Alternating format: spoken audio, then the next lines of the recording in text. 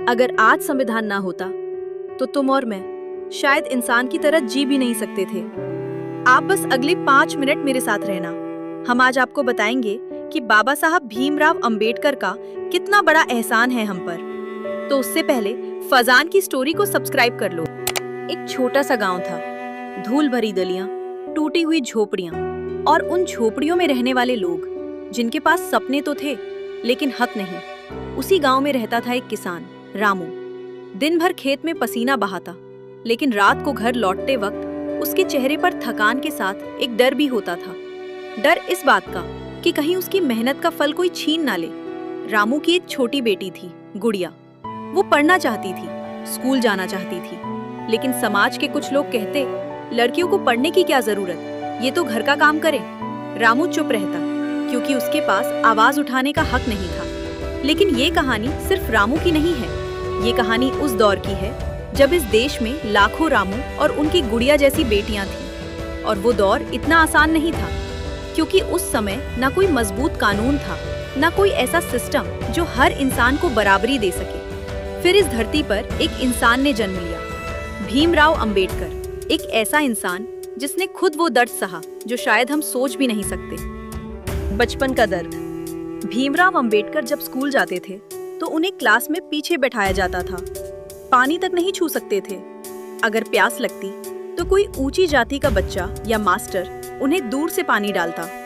सोचो, एक छोटा बच्चा जिसे सिर्फ इसलिए अलग कर दिया गया क्योंकि वो गरीब परिवार में पैदा हुआ। दिल टूट जाता है ये सोचकर। लेकिन भीमराव ने हार नहीं मानी। उन्होंने पढ़ाई को अपना हथियार बना लिया। दिन रात मेहनत की, इतनी कि वो विदेश जाकर पढ़े, डॉक्टर बने, वकील बने। लेकिन उनका असली मकसद कुछ और था। उनका सपना था एक ऐसा भारत जहां कोई भी रामू चुप ना रहे, जहां हर गुड़िया स्कूल जा सके, जहां इंसान को इंसान समझा जाए। संविधान का जन्म। कई सालों की मेहनत के बाद उन्होंने इस देश को दिया। संविधान एक ऐसा दस्तावेज जिसने हर इंसान को बराबरी का हक दिया, जिसने कहा इस देश में हर कोई बराबर है। अब कहानी वापस उसी गांव में लौटती है। रामू अब भी किसान है, लेकिन अब उसकी मेहनत का हक कोई नहीं छीन सकता क्योंकि कानून उसके साथ है। अगर कोई उसकी जमीन पर कब्जा करने की कोशिश करता है तो वो अदालत जा सकता है, न्याय मान सकता है। और उसकी बेटी गुड़िया अब वो स्कूल जाती है, किताबें लेकर, मुस्कुराते हुए, क्योंकि संविधान ने उसे हक दिया है पढ़ने का, आगे बढ़ने का, अपने सपने पूरे करने का। सोचो, अगर संविधान ना होता, अगर भीमराव अंबेडकर ने ये सब ना किया होता तो क्या होता? रामू आज भी किसी जमींदार के सामने सिर झुकाकर खड़ा होता। उसकी मेहनत की फसल कोई भी छीन लेता, वो कुछ नहीं कर पाता। गुड़िया शायद आज भी घर के कोने में बैठी होती, उसके हाथ में किताब की जगह बर्तन होते, उसके सपने बस सपने ही रह जाते। समाज में भेदभाव और बढ़ता, कमजोर लोगों की आवाज कोई नहीं सुनता, हर जगह अन्याय होता और सबसे बड़ा डर, कोई रोकने वाला नहीं होता। लेकिन आज ऐसा नहीं है। आज एक गरीब भी अदालत जा सकता है, आज एक किसान अपने हक के लिए लड़ सकता है, आज एक बेटी अपने सपनों को जी सकती है।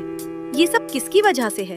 एक इंसान जिसने खुद दर्द सहा लेकिन दूसरों के लिए रास्ता बना दिया।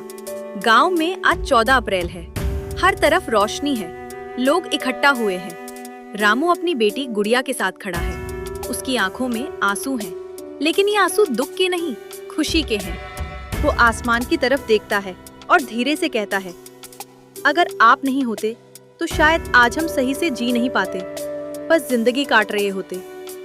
गुड़िया अपने हाथ में एक किताब पकड़कर कहती है, मैं पढ़ूंगी, आगे बढ़ूंगी और आपका सपना पूरा करूंगी। उस दिन पूरे गांव में एक ही आवाज गूंजती है, जय भीम। सीख क्या है? संविधान सिर्फ एक किताब नहीं है, ये हर उस इंसान की उम्मीद है जो कभी कमजोर था। ये उस किसान की ताकत है जो अपने हक के लिए खड़ा होता है। ये उस बेटी का सपना है जो पढ़ना चाहती है। और ये सब हमें मिला है भीमराव अंबेडकर की वजह से। इसलिए 14 अप्रैल सिर्फ एक तारीख नहीं, ये एक एहसास है, एक कर्ज है जिसे हमें याद रखना चाहिए। तो चैनल को सब्सक्राइब करो और मिलते हैं नेक्स्ट वीडियो में।